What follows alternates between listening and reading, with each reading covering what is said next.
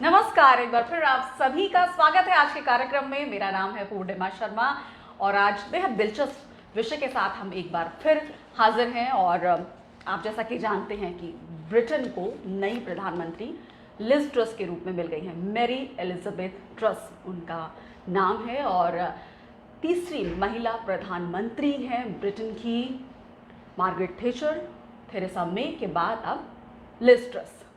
तो ब्रिटेन के सामने किस तरह की चुनौतियां अब वो झेल रहा है, अगर हम देखा जाए तो आर्थिक तौर पर किस तरह से महंगाई या फिर लाइवलीहुड का इशू, या फिर हम कहें कि जो वहाँ पर ईंधन की बढ़ती कीमतें हैं, किस तरह के चैलेंजेस जो हैं वो लिज ट्रस के सामने हैं। जब वो प्रधानमंत्री का उन्होंने आज के दिन जो पद संभाला है, उसको देखते हुए अब जब कुछ ही समय बाद, जब 2 साल बाद ब्रिटेन में इलेक्शन भी होने वाले हैं, कई मुद्दों पर हम आज की इस चर्चा में बातचीत करने जा रहे हैं कि भारत के लिहाज से, भारत के पर्सपेक्टिव से, इंडिया पर्सपेक्टिव अगर हम देखें तो भारत के लिए अब उनका क्या रुख होने वाला है। क्या वही रुख होगा जो कंजर्वेटिव पार्टी का होता है, या वो कोई नया कदम लेती हैं। भारत और जो यूके की साझेदारी है वो किस दिशा में आगे बढ़ती है, तमाम पहलुओं पर आज के इस कार्यक्रम में हम चर्चा करेंगे। और बहुत बहुत स्वागत करिए, हमारे साथ मौजूद है रंजीत कुमार जी, जो कि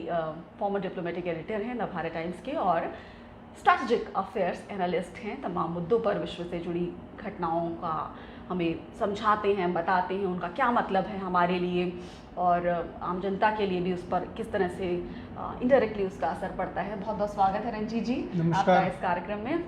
धन्यवाद। नमस्कार। तो जिस तरह आज हम चर्चा कर रहे हैं कि आज के दिन लिज ट्रस ने ब्रिटेन के प्रधानमंत्री के तौर पर सत्ता संभाली है, कई चुनौतियां हैं लिज ट्रस के सामने। आप इस पूरे घटनाक्रम को किस तरह से देखते हैं? देखिए, ब्रिटेन के प्रधानमंत्री पद के लिए ब्रिटेन की जो सत्तारूढ़ कंजर्वेटिव पार्टी है उसे अपना प्रतिनिधि नेता चुनना था, क्योंकि बोरिस जॉनसन ने प्रधानमंत्री के पद से इस्तीफा दे दिया था और तो कंजर्वेटिव पार्टी को अपना दूसरा नेता चुनना था जी। और इसके लिए ब्रिटेन में की सत्तारूढ़ पार्टी के भीतर चुनाव हुए जी। सत्तारूढ़ पार्टी के प्रतिनिधि नेता बनने के लिए जी। ब्रिटेन की विदेश मंत्री लिज ट्रस और व्यूअर्स की तरफ देखकर भी बता सकते हैं, ब्रिटेन के विदेश मंत्री लिज ट्रस और ब्रिटेन के पूर्व चांसलर जो वित्त मंत्री कहे जाते हैं ऋषि सुनक, जो भारतीय मूल के हैं जी। इन दोनों के बीच कड़ी प्रतिस्पर्धा रही। सारी दुनिया की निगाहें इस पर रही, खास करके भारतीयों की निगाहें इस चुनाव पर इसलिए थी कि ऋषि सुनक भारतीय मूल के थे। भारत के जो सूचना तकनीक महारथी हैं नारायण मूर्ति उनके दामाद हैं, तो इसलिए भी भारत में इस चुनाव को लेकर के काफ़ी रुचि पैदा हो गई थी कि ब्रिटेन की सत्तारूढ़ पार्टी का प्रतिनिधि नेता कौन बनेगा जो ब्रिटेन का प्रधानमंत्री बन सकता है।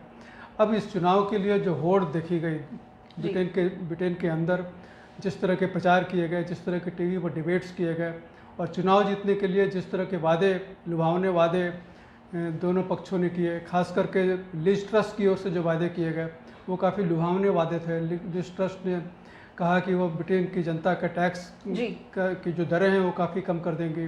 ब्रिटेन की जो एनर्जी बिल है, जो घर में गैसों की सप्लाई होती है, बिजली की सप्लाई होती है, उसकी जो रेट्स काफ़ी बढ़ गई हैं तो उनको काफ़ी कम कर देंगी, सब्सिडी देंगी उसके ऊपर।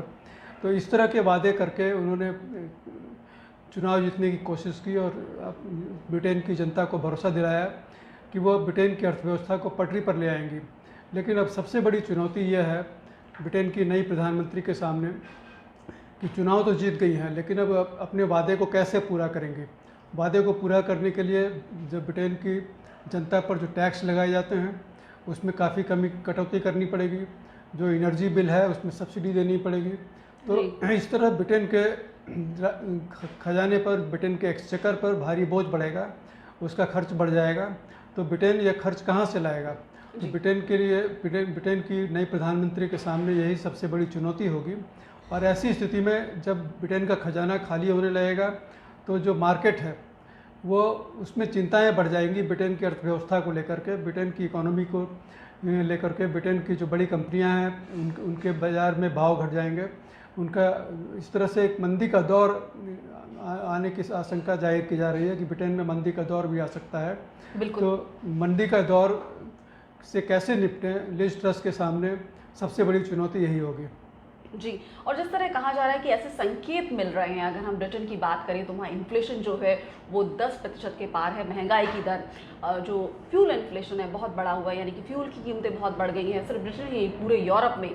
अब वहाँ पर लाइवलीहुड का इशू है, लोगों के लिए कि बिजनेस को बचाना है, बहुत सारी चुनौतियाँ हैं, आर्थिक चुनौतियाँ। अब अर्थव्यवस्था को पटरी पर लाने की दिशा में क्या इस चुनौती का सामना कर पाएंगी, किस तरह की नीतियाँ वो अपना पाएंगी, आर्थिक नीतियों को लेके क्या संकेत मिल रहे हैं, जिस तरह के उनके चुनावी भाषण रहे उसको लेकर?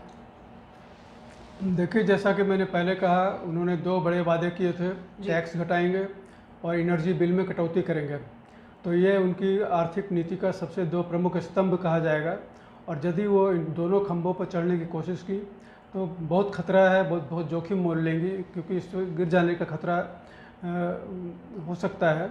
तो ब्रिटेन की प्रधानमंत्री के लिए एक सबसे बड़ी चुनौती होगी कि इन दोनों नीतियों को लागू करके ब्रिटेन में जो इन्फ्लेशन की जो रेट्स है, जो डबल डिजिट्स में यानी 10% से अधिक पर चल रही हैं, उस पर कैसे नियंत्रण पाया जाए। देखिए, ब्रिटेन में पिछले कुछ महीनों से महंगाई की दर में काफ़ी इजाफा हुआ है, महंगाई काफ़ी बढ़ी है, खाने पीने की चीज़ें बहुत महंगी हो गई हैं, आवागमन काफ़ी, परिवहन जो व्यवस्था है वो काफ़ी महंगा हो गया है, पेट्रोल डीजल गैस काफ़ी महंगे हो गए हैं। तो इन सब से ब्रिटेन की जो आम आदमी है वो काफ़ी त्रस्त महसूस कर रहा है। उनके जो मासिक आय है उस पर काफ़ी प्रतिकूल असर पड़ा है, क्योंकि महंगाई बहुत बढ़ गई है, उन्हें काफ़ी परेशानी का सामना करना पड़ रहा है। और यही वजह है कि ब्रिटेन का जो लेबर सेक्टर है, जो कारखाने हैं, बड़े बड़े कारखाने हैं, वहाँ के जो श्रमिक हैं, जो रेलवे सर्विस है ब्रिटेन की, उसके जो स्टाफ हैं, ये सब हड़ताल करने की धमकियाँ दे रहे हैं। यदि ये हड़ताल पर चले गए तो ब्रिटेन की अर्थव्यवस्था को और मुश्किलों का सामना करना पड़ेगा। लिज ट्रस के लिए चुनौती है कि ब्रिटेन की जो श्रमिक वर्ग है उनसे कैसे संतुष्ट किया जाए, उससे कैसे खुश रखा जाए, ताकि वो ब्रिटेन की अर्थव्यवस्था को नुकसान पहुंचाने वाले और कदम न उठाएं। हड़ताल जैसी कार्रवाई ब्रिटेन की इकोनॉमी में फिर से अगर शुरू हो जाती है तो इससे ब्रिटेन की इकोनॉमी पर काफ़ी प्रतिकूल असर पड़ेगा। जी। और जिस तरह कह रहे हैं कि अगर वो जिस वादे के साथ वो सत्ता में आई कि मैं इकोनॉमी को पटरी पर ले आऊँगी, और वो ये कह रही है कि इसको वो टैक्स में कटौती करेंगी, टैक्स कट करेंगी, तो क्या साथ ही ये भी कहा जा रहा है कि जो ब्रिटेन की इकोनॉमी की जब हम बात कर रहे हैं कि बुरे दौर से गुजर रही है ब्रिटेन की इकोनॉमी, जो पाउंड की कीमत है वो डॉलर के मुकाबले काफ़ी निचले स्तर पर आ गई है, फ्यूल प्राइसेस की बात कर रहे हैं कि वो बढ़ चुके हैं काफ़ी। और तो क्या ऐसा लगता है, क्या ऐसे संकेत मिल रहे हैं रंजीत जी कि अगले कुछ महीनों में ब्रिटेन की जो अर्थव्यवस्था है वो रिसेशन, मंदी की ओर आ सकती है, ऐसे संकेत मिल रहे हैं? देखिए, यही सबसे बड़ा खतरा है ब्रिटेन की अर्थव्यवस्था के लिए कि माना जा रहा है कि ब्रिटेन अब मंदी के दौर में प्रवेश कर चुका है और आने वाले दिन गंभीर मंदी के दौर से ब्रिटेन को गुजरना पड़ेगा। देखिए, ब्रिटेन में कहा जा रहा है कि 30 के दशक के बाद से, पिछली सदी के 30 के दशक के बाद से ब्रिटेन की अर्थव्यवस्था सबसे बुरे दौर से गुजर रही है। इतनी अधिक महंगाई ब्रिटेन में अचानक बढ़ोतरी कभी नहीं देखी गई। जिस तरह से ब्रिटिश पाउंड का मूल्य घट रहा है, जर्मन बैंक ने कल ही कहा है कि ब्रिटेन की जो मुद्रा है पाउंड स्टर्लिंग, उसमें 30% की गिरावट हो सकती है। और माना जा रहा है कि ब्रिटिश पाउंड जो अमेरिकी डॉलर के मुकाबले काफ़ी महंगा होता था, अब अमेरिकी डॉलर के बराबर आ जाएगा। तो इस तरह ब्रिटेन की अर्थव्यवस्था को चौतरफा नुकसान पहुँचने की आशंका जाहिर की जा रही है। ब्रिटेन की अर्थव्यवस्था पर चोट पहुँचने की आशंका है। देखिए, जिस तरह से पिछले 2-3 सालों में कोविड की महामारी का फैलाव हुआ, जिस तरह से रूस और यूक्रेन के बीच युद्ध फैल गया, और जिस तरह से यूरोपियन यूनियन से ब्रिटेन बाहर हो गया, तो ये तीनों फैक्टर्स ऐसे हैं जिसकी वजह से ब्रिटेन की अर्थव्यवस्था काफ़ी प्रभावित हो रही है। और इसे काबू में रखने के लिए जो नीतियाँ अपनाई जानी चाहिए थी वो शायद कारगर नहीं दिख रही हैं। जी। और जिस तरह हम बात करें ब्रिटेन की इकोनॉमी की हम बात कर रहे हैं, एक भी कहा जा रहा है कि जो इकोनॉमी पॉलिसीज़ हैं लिज ट्रस की, जिसकी उन्होंने अनाउंसमेंट की, और जिस तरह वो कह रही थी कि वो सत्ता में आने के बाद किस तरह की इकोनॉमिक पॉलिसी अपनाएंगी, क्या आपको लगता है कि वो बहुत बड़ी चुनौती होगी देश के लिए भी, अर्थव्यवस्था के लिए भी? क्योंकि अब जैसे कह रहे हैं कि पूरे यूरोप की बात करें और ब्रिटेन की भी बात करें तो विंटर जो है, जो सर्दी का महीना है, बहुत ही मुश्किल हो सकता है ब्रिटेन के लिए। क्यों, रंजीत जी बताएं। देखिए, जो आने वाली सर्दी का मौसम होगा उसमें काफ़ी परेशानी ब्रिटेन के लोगों को झेलनी पड़ सकती है। देखिए, जो गैस और पेट्रोल और अन्य पेट्रोलियम उत्पादों की कीमतें हैं काफ़ी लगातार बढ़ती जा रही हैं। जी। और जो विंटर के सीज़न में, सर्दियों के मौसम में घरों को जो गर्म रखने की ज़रूरत होती है, उसमें ऊर्जा की खपत बढ़ जाती है, गैस की खपत बढ़ जाती है, बिजली की खपत बढ़ जाती है, घरों को गर्म रखना होता है। और यदि बिजली और गैस की दरें बहुत बढ़ गई जी। तो जो ब्रिटेन का जो आम आदमी है, जो निचले तबके का आदमी है, वो अपने घरों को गर्म नहीं रख पाएगा, क्योंकि वो गैस का उपयोग नहीं कर पाएगा, क्योंकि गैस की दरें बहुत बढ़ गई हैं, बिजली की दरें बहुत बढ़ गई हैं। तो इससे आम आदमी की परेशानी काफ़ी बढ़ जाएगी और इससे सरकार के खिलाफ एक तरह का रोष और बढ़ सकता है। जी, लोग सड़कों पर आ सकते हैं। और जिस तरह ये कहा जा रहा है कि ब्रिटेन की जो इकॉनमी है बुरे दौर से गुजर रही है, बहुत जल्द कुछ ही महीनों में ऐसा भी कहा जा सकता है कि वहाँ रिसेशन आ सकता है, मंदी आ सकती है, इन्फ्लेशन बहुत बढ़ गया है, फ्यूल की कीमतें, गैस ईंधन की कीमतें बहुत बढ़ गई हैं। यूक्रेन से जोड़कर इसे देखा जा रहा है। जी, सबसे बड़ा फैक्टर यूक्रेन और रूस की वजह से जो गैस और एनर्जी सप्लाई की जो प्रॉब्लम शुरू हो गई है, वो यूक्रेन की वजह से हुई है और उसका ब्रिटेन की अर्थव्यवस्था पर भी काफ़ी असर पड़ा है। अब ब्रिटेन इससे कैसे निपटेगा, इसमें काफ़ी बहुत बड़ी चुनौती है, क्योंकि गैस और पेट्रोलियम उत्पादों की कीमतें अंतर्राष्ट्रीय दरों पर निर्धारित होंगी। जी। ब्रिटेन अपने स्तर पर उसे कम नहीं कर सकता। रूस जिस तरह से ब्लैकमेल कर रहा है यूरोपीय देशों को, अंतर्राष्ट्रीय समुदाय को जिस तरह से ब्लैकमेल कर रहा है, तो रूस के सामने किस तरह से रूस की चुनौतियों का मुकाबला करते हैं, तो ब्रिटेन को देखना होगा इसमें। जी, यूक्रेन वॉर का जो यूक्रेन और रशिया वॉर है, उसका असर यूरोप पर सीधा पड़ रहा है। वहाँ कीमतें बढ़ गई हैं फ्यूल की, और सभी देशों पर यूरोप के इसका असर पड़ रहा है। वहाँ पर लोगों में एक रोष है, क्योंकि फ्यूल इन्फ्लेशन यानी कि जो एनर्जी इन्फ्लेशन है, जो गैस है, ईंधन है, उनकी कीमतें बहुत बढ़ गई हैं। अब अगर हम भारत की तरफ आएँ और भारत की जो रिश्ते हैं ब्रिटेन के साथ, उसकी तरफ हम नज़र डालें, बोरिस जॉनसन के बाद अब लिज ट्रस का प्रधानमंत्री बनना, इसको देखते हुए किस तरह से उनके रिश्ते को किस नई दिशा में लेकर जाएंगे वो भारत के साथ? कंजर्वेटिव पार्टी का जो रुख रहता है हमेशा भारत के प्रति, क्या उसी पॉलिसी को वो लेकर आगे बढ़ेंगी, या कुछ नए इनिशिएटिव ले सकती हैं ब्रिटेन की नई प्रधानमंत्री? देखिए, बोरिस जॉनसन ने ब्रिटेन के प्रधानमंत्री के अपने कार्यकाल में भारत के साथ रिश्तों को काफ़ी गहराई दी, काफ़ी आगे बढ़ाने की कोशिश की, और माना जा रहा है कि लिज ट्रस के प्रधानमंत्री कार्यकाल में भी रिश्तों को वही गति मिलेगी, क्योंकि लिज ट्रस भारत के साथ दोस्ती को समर्थन देती रही है, भारत के साथ दोस्ती की ज़रूरत बताती रही है। देखिए, यूरोपियन संघ से जब ब्रिटेन बाहर हो गया तो ब्रिटेन की अर्थव्यवस्था को दुनिया के अन्य बाज़ारों से जोड़ने की ज़रूरत महसूस हुई, और भारत एक बहुत बड़ी अर्थव्यवस्था के तौर पर उभर चुका है। तो भारत के बाज़ार से ब्रिटेन को जोड़ने की ज़रूरत महसूस हुई, और यही वजह है कि प्रधानमंत्री बोरिस जॉनसन के कार्यकाल में भारत के साथ रिश्ते गहरे करने के लिए, व्यापारिक आदान प्रदान बढ़ाने के लिए एक फ्री ट्रेड एरिया एग्रीमेंट, मुक्त व्यापार संधि जिसे कहते हैं, एक इस पर करने पर सहमति हुई है। माना जा रहा है कि आगामी दिवाली तक इस पर कोई न कोई सहमति हो जाएगी। तो विदेश मंत्री के तौर पर लिज ट्रस ने इस संधि को आगे बढ़ाने की ज़रूरत पर भी बल दिया था।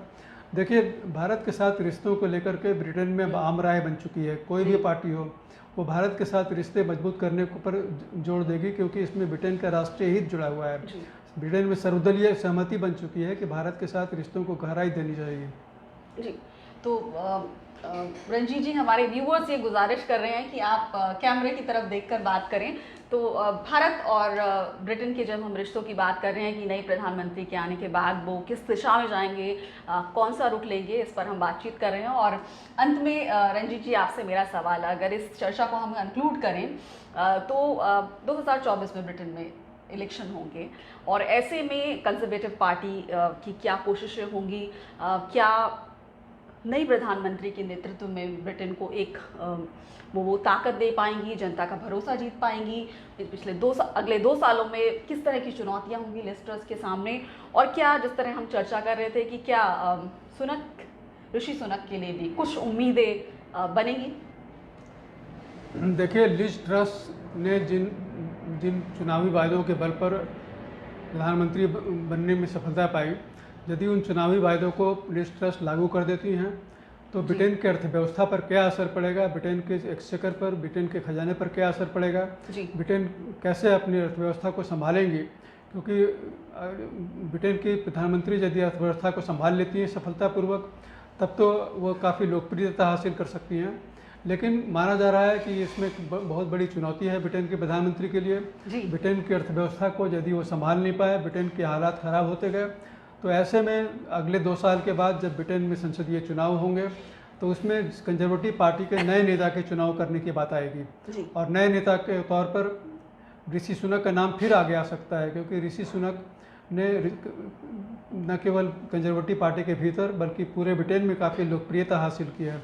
देखिए, अभी जो कंजर्वेटिव पार्टी के भीतर प्रतिनिधि नेता चुनने की जो होड़ चली, उसमें 40% से अधिक मत ऋषि सुनक को मिले। तो साफ है कि ऋषि सुनक भी काफ़ी लोकप्रिय हैं, ब्रिटेन की आम जनता में भी काफ़ी लोकप्रिय हैं। अभी जैसे लिज ट्रस के प्रधानमंत्री बनने पर सोशल मीडिया में जिस तरह से उनके खिलाफ टिप्पणियाँ देखने को मिली, उससे लगता है कि ब्रिटेन का आम आदमी लिज ट्रस के प्रधानमंत्री चुने जाने से खुश नहीं है। ब्रिटेन की कंजर्वेटिव पार्टी के नेता, सदस्य या कार्यकर्ता भले ही अपना प्रधानमंत्री लिज ट्रस को चुन लें, लेकिन ब्रिटेन की आम जनता जो है वो लिज ट्रस के प्रधानमंत्री चुने जाने से खुश नहीं लगती, क्योंकि उन्हें भरोसा नहीं है कि वो जिन तरह की नीतियों का लागू करना चाहती हैं उससे ब्रिटेन की अर्थव्यवस्था पटरी पर आएगी या नहीं आएगी।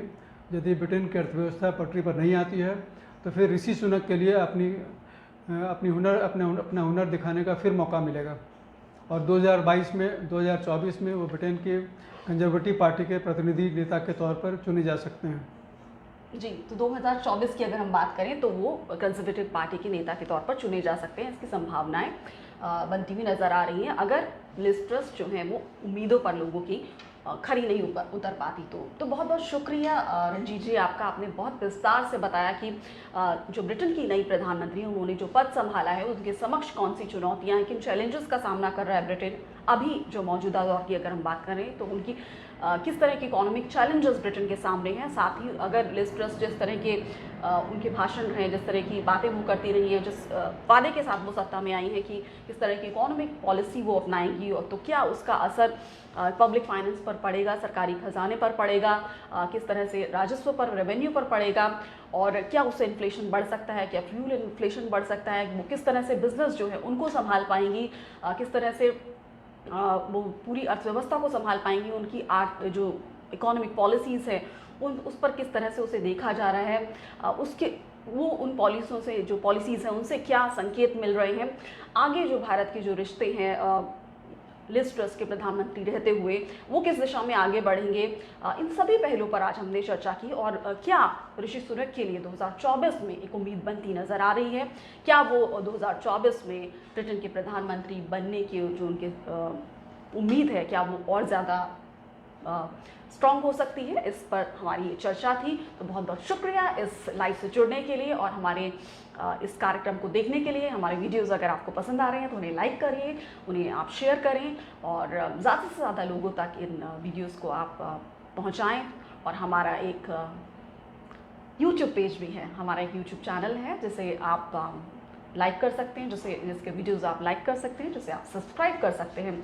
तो हम आप सभी से ये कहेंगे कि हमारा जो यूट्यूब चैनल है उसे ज़रूर सब्सक्राइब करें और हमारे यूट्यूब वीडियोस को ज़रूर शेयर करें, ताकि ज़्यादा से ज़्यादा लोगों तक हमारा ये कंटेंट है, हमारी जो चर्चा है, वीडियोस हैं, और हम कोशिश करते हैं कि जानकारी जो दुनिया में या हमारे देश में या दुनिया में जो चल रहा है उसका हम पर या आप पर क्या असर पड़ रहा है उसको आप तक पहुंचाएं, और आपके लिए क्यों जानना ज़रूरी है कि आसपास हमारे क्या हो रहा है। क्योंकि जब हमारे पास कुछ नॉलेज होती है तो हमें मदद करती है कि बेहतर डिसीजन लेने में, जितना हमारे पास ज्ञान होता है वो हमें मदद करता है कि हम बेहतर, एक तरह से जो विवेक कहा जाता है वो और विकसित होता है, हम किस तरह से बेहतर डिसीजन ले पाएँ, अपने आसपास के वातावरण में क्या हो रहा है उसका हम पर क्या असर हो रहा है, हमारे देश पर क्या असर हो रहा है, किस तरह की नीतियाँ जो अंतर्राष्ट्रीय स्तर पर बनती है, हमारे जो पॉलिसी होती है, हमारे विदेश मामलों पर भारत की क्या रणनीति रहती है, क्या स्ट्रैटेजी रहती है, किस तरह से हम आगे बढ़ते हैं, इन तमाम पहलुओं पर हम चर्चा करते हैं और आगे भी कई विषयों पर चर्चा करते रहेंगे। हमने पिछले जो हमारे एपिसोड्स रहे हैं उसमें हमने एनवायरनमेंट पर बात की है, हेल्थ पर बात की है, राजनीति पर, अंतर्राष्ट्रीय मामलों पर हम चर्चा कर रहे हैं, हम एक सीरीज़ कर रहे हैं। तो आप सभी का बहुत बहुत शुक्रिया इस कार्यक्रम से जुड़ने के लिए। लगातार आप जिस तरह से हमारे कार्यक्रम देखते हैं, उन्हें सराहते हैं, आपका बहुत बहुत शुक्रिया। और इस वीडियो को आप लाइक करें, इसे शेयर करें और हमारे YouTube चैनल को, द मीडिया के YouTube चैनल को आप ज़रूर सब्सक्राइब करें। बहुत बहुत शुक्रिया हमारे इस कार्यक्रम से जुड़ने के लिए। एक बार फिर हम हाजिर होंगे एक नए विषय के साथ, तब तक के लिए हमें इजाज़त दें। धन्यवाद इस कार्यक्रम को देखने के लिए। धन्यवाद रंजीत जी आपका। धन्यवाद।